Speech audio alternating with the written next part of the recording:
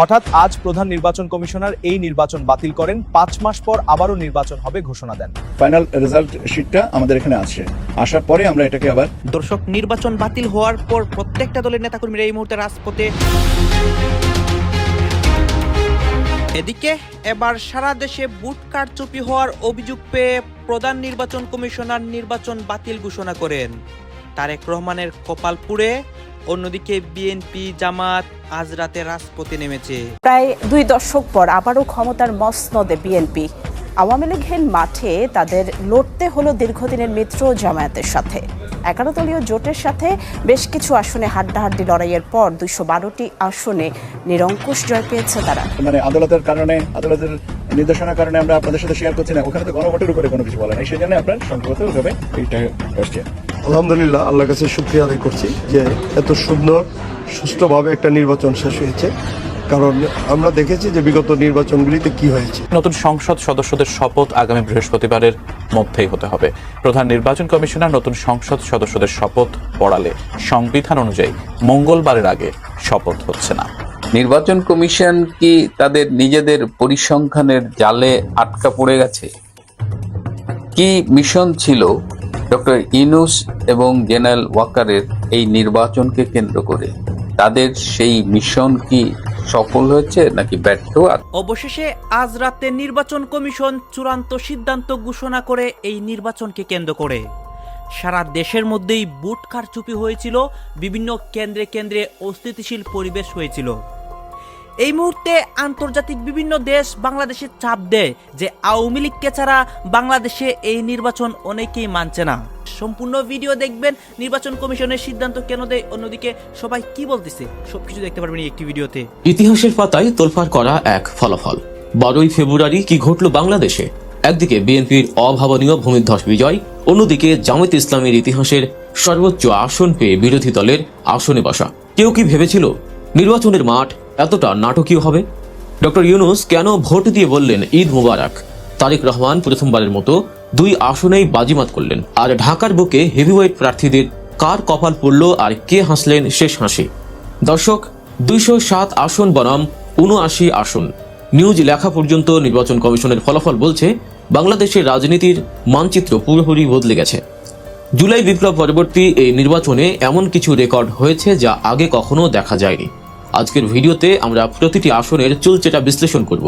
জানাবো কারা গড়ল নতুন ইতিহাস আর কারা ছিটকে গেল নক্ষত্র পতনের মতো। পুরো ভিডিওটি না দেখলে মিস করবেন নতুন বাংলাদেশের এই রাজনৈতিক সমীকরণের অনেক অজানা তথ্য। চলুন এবার সরাসরি ফলাফলের দিকে যাওয়া যাক। 12ই ফেব্রুয়ারি রোজ বৃহস্পতিবার বাংলাদেশে অনুষ্ঠিত হয়ে গেল ত্রয়োদশ জাতীয় সংসদ নির্বাচন। কিন্তু এবারের নির্বাচন শুধু সরকার গঠনের নির্বাচন ছিল না, এর সাথে জড়িয়ে ছিল সংস্কার সম্পর্কিত গণভোট। ফলাফল এক কথায় অবিশ্বাস্য। দেশের বৃহত্তম রাজনৈতিক দল বিএনপি তাদের ইতিহাসের সেরা ফলাফল করে 2/3 সংখ্যাগরিষ্ঠতা অর্জন করেছে। প্রাপ্ত ফলাফলে দেখা যাচ্ছে 300 আসনের মধ্যে 299টিতে ভোট হয়েছে। এর মধ্যে বিএনপি একাই পেয়েছে 237টি আসন, যাকে সোজা বাংলায় বলা যায় ভূমিধ্বস বিজয়। এই বিশাল জয়ে বিএনপি এখন এককভাবে সরকার গঠনের পূর্ণ যোগ্যতা অর্জন করেছে। কিন্তু নাটক কি এখানেই শেষ? একদম না। চমক দেখিয়েছে জামায়াতে ইসলামী। অতীতে যা কখনো দেখা যায়নি, এবার সেটাই ঘটল। তীব্র প্রতিদ্বন্দ্বিতাপূর্ণ এই নির্বাচনে জামায়াতে ইসলামী নেতৃত্বাধীন 11 দলীয় জোট পেয়েছে 77টি আসন। এর মাধ্যমে জামায়াত তাদের দলীয় ইতিহাসে সংসদের সবচেয়ে বেশি আসন পাওয়ার গৌরব অর্জন করলো এবং একই সাথে তারা হতে যাচ্ছে সংসদের প্রধান বিরোধী দল। অর্থাৎ আগামী সংসদে সরকারি দলের বিএনপি আর বিরোধী দলের আসনে বসবে জামায়াত। রাজনীতির মাঠে এ এক নতুন সমীকরণ। অন্যদিকে জাতীয় নাগরিক পার্টি বা এনসিপি পেয়েছে 6টি আসন এবং স্বতন্ত্র সহ অন্যান্যরা পেয়েছে 12টি আসন। শেরপুর 3 আসনের প্রার্থীর মৃত্যুর কারণে নির্বাচন স্থগিত ছিল, আর মামলার কারণে ফলাফল স্থগিত আছে শেরপুর 2, চট্টগ্রাম 4 ও চট্টগ্রাম 6 আসনের। এবার আসা যাক ভোটের পরিসংখ্যানে। নির্বাচন কমিশন সূত্রে জানা গেছে সংসদ নির্বাচনে ভোট পড়েছে 61%, কিন্তু চমক ছিল গণভোটে। সংস্কার প্রশ্নে উত্তর হ্যাঁ বা না ভোটে দেশের মানুষ রায় দিয়েছে একচেটিয়াভাবে। 75%-এরও বেশি মানুষ হ্যাঁ ভোট দিয়ে সংস্কারের পক্ষে রায় দিয়েছেন, অর্থাৎ মানুষ পরিবর্তন বা সংস্কারের পক্ষে তাদের ম্যান্ডেট স্পষ্ট করে দিয়েছে। এবার নজর দেওয়া যাক ভিআইপি আসনগুলোর দিকে, যেখানে সবার চোখ আটকে ছিল। সবচেয়ে বড় খবর হলো বিএনপির ভারপ্রাপ্ত চেয়ারম্যান তারেক রহমানের নির্বাচন। তিনি প্রথমবারের মতো নির্বাচনে অংশ নিলেন এবং তাও 2টি আসনে। ফলাফল শতভাগ সাফল্য। বগুড়া 6 আসন, যা বিএনপির দুর্গ হিসেবে পরিচিত, সেখানে তিনি বিপুল ভোটে জয়ী হয়েছেন। আর নাটক হয়েছে ঢাকা 17 আসনে। গুলশান বনানী খ্যাত এই অভিজাত এলাকায় লড়াই হয়েছে হাড্ডাহাড্ডি। শেষ পর্যন্ত সামান্য ব্যবধানে বিজয়ের হাসি হেসেছেন তারেক রহমানই, অর্থাৎ 2 আসনেই তিনি এমপি নির্বাচিত হয়েছেন। যদিও আনুষ্ঠানিক ফলাফল ঘোষণার আগেই বিএনপি সংবাদ সম্মেলন করে এই জয়ের দাবি নিশ্চিত করেছে। অন্যদিকে রাজধানী ঢাকায় জামায়াতে ইসলামীও দেখিয়েছেন তাদের শক্তি।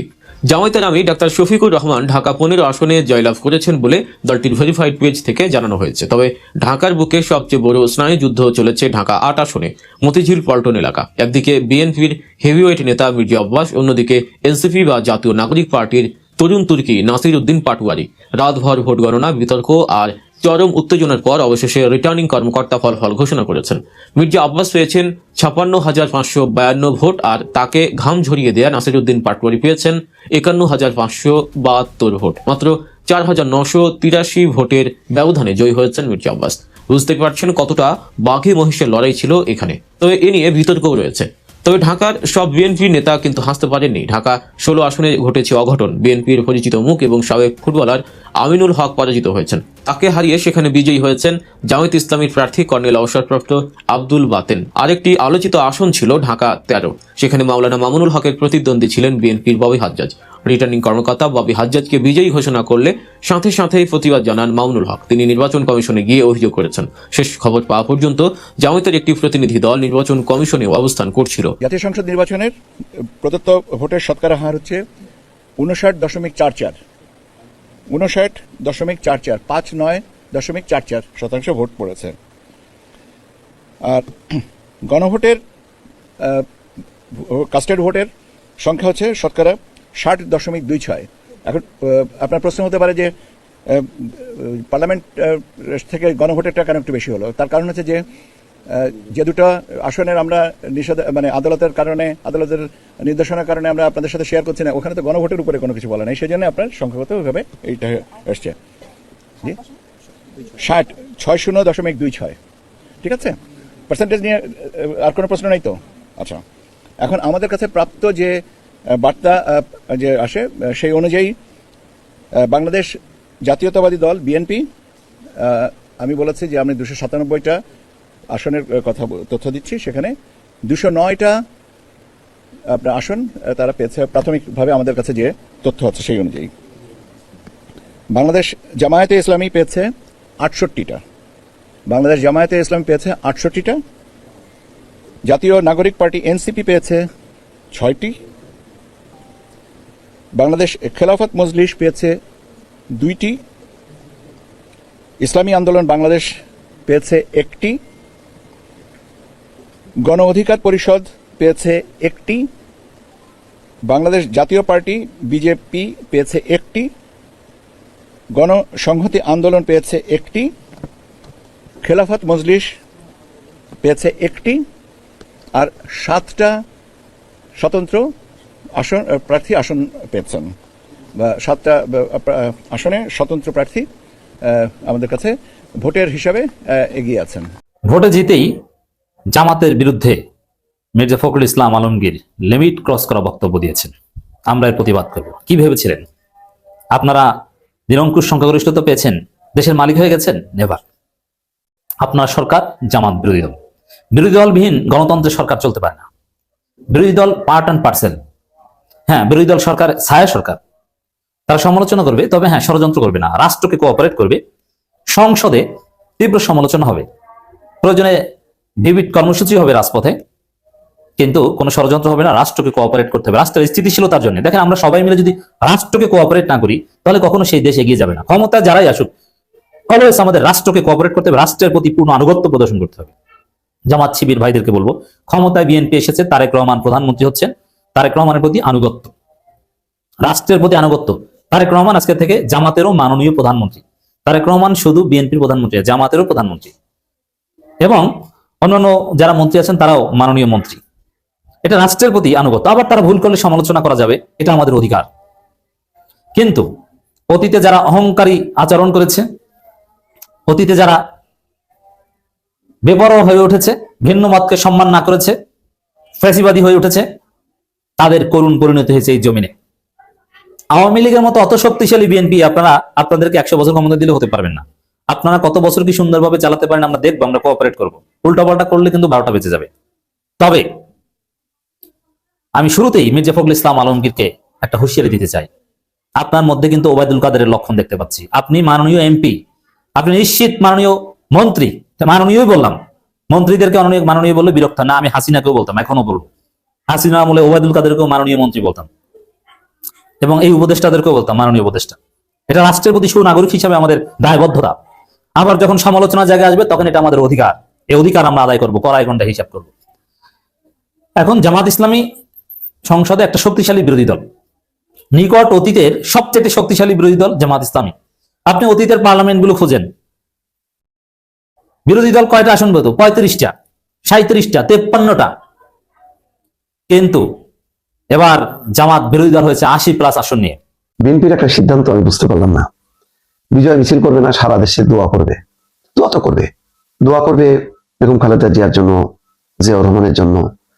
দোয়া করবে যে দেশটা যে ধ্বংসের একটা দ্বার প্রান্তে চলে যাচ্ছিল তার থেকে রক্ষা করার জন্য। আজ শুক্রবার, দোয়া তো করবে, কিন্তু বিজয় মিছিল করবে না কেন? পৃথিবীর সব দেশেই নির্বাচনে এইরকম ভূমিধস বিজয়ের পরে সমর্থক কর্মীরা উল্লাস করে, আনন্দ করে, মব তো করবে না। তাহলে বিজয় মিছিল কেন করবে না? আমি এটা বুঝতে পারলাম না। হয়তো বিএনপির নেতারা অতি সতর্ক, তারা চিন্তা করছে যে গত 16-17 বছরে বিএনপি যত টানা অত্যাচারিত হয়েছে, গত 16-17 মাসে মানসিকভাবে সবচেয়ে বেশি নির্যাতিত হয়েছে বিএনপি। 16-17 বছর আওয়ামী লীগ ফিজিক্যালি টর্চার করছে, আর এই 16-17 মাসে তার দ্বিগুণ মানসিক টর্চার করছে জামাত এবং তার সহযোগীরা। কেন? একটু শোনেন মনোযোগ দিয়ে।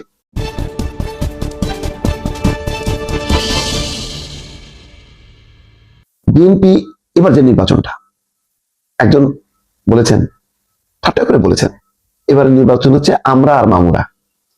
কেন বলছেন? নির্বাচন করছে বিএনপি জামাত। বিএনপি জামাত কারা? বিএনপি জামাত বাংলাদেশের রাজনৈতিক ইতিহাস যারা জানেন, তারা লম্বা সময়ের জন্য তারা সরকার সঙ্গী ছিল, সরকারে ছিল, জোট সঙ্গী ছিল, আন্দোলন সঙ্গী ছিল, নির্যাতন সঙ্গী ছিল। 15-16 বছরে বিএনপির চেয়ে কম নির্যাতিত হয়নি জামাত। এই দুই দলকে যে পরিমাণ টর্চার করছে, সবাই ভাবছিল যে আওয়ামী লীগের পতনের পর বিএনপি জামাতের একটা চমৎকার একটা রাজনৈতিক সুসম্পর্ক থাকবে। ছিল কি? হ্যাঁ, মুখে মুখে ছিল। এবং সেটাও বলবো যে মুখ বুঝে সহ্য করছে বিএনপি। তারেক রহমানকে কেন্দ্র করে এই সাদিক কাইমের মতন ছেলে ডাকসুর। বহুল কাঙ্ক্ষিত ত্রয়োদশ জাতীয় সংসদ নির্বাচনের চূড়ান্ত ফল প্রকাশ করল নির্বাচন কমিশন। 299টি আসনের মধ্যে 2/3-এরও বেশি আসন পেয়ে সরকার গঠন করতে চলেছে বিএনপি। আর গণভোটে বিপুল ব্যবধানে জয়যুক্ত হয়েছে হ্যাঁ ভোট।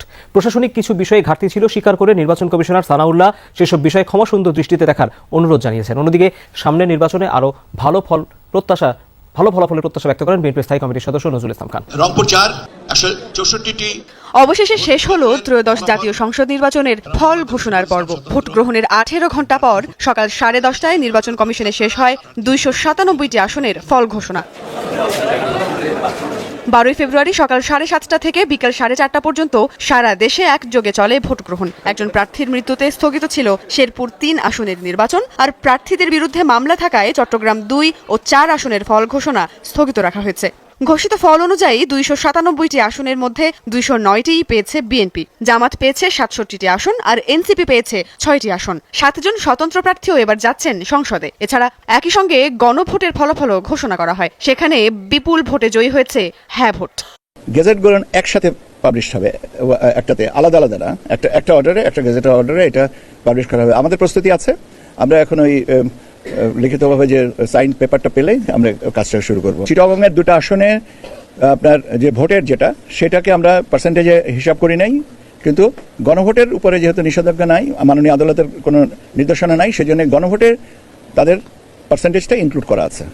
ফল ঘোষণা শেষে নির্বাচন কমিশনার আবুল ফজল মোহাম্মদ সানাউল্লাহ দেশবাসীর প্রতি কৃতজ্ঞতা জানান। দর্শক, আপনারা তো দেখলেন এখানে কি কথা হচ্ছে, অনেকেই কিন্তু অনেক কথা বলতেছে। বিশেষ করে আমরা এখানে দেখতে পাচ্ছি যে নির্বাচন কমিশন এই নির্বাচনকে নিয়ে একটি ফলাফল ঘোষণা করে, অন্যদিকে দেশের রাজনীতির প্রেক্ষাপট নিয়ে জামাত বিএনপির অনেক বিষয় নিয়েই কিন্তু অনেক নিউজ প্রতিবেদন এই মুহূর্তে প্রকাশ হয়েছে গেছে। এই বিষয়গুলো দেখে এবং বাংলাদেশের নিউজগুলো নিয়ে আপনাদের মন্তব্য কী, এবং এই নির্বাচন যে হয়েছে এটা নিয়ে আপনার মন্তব্য কী? আপনার মন্তব্যটা অবশ্যই আপনারা আমাদের কমেন্ট বক্সে লিখে যাবেন।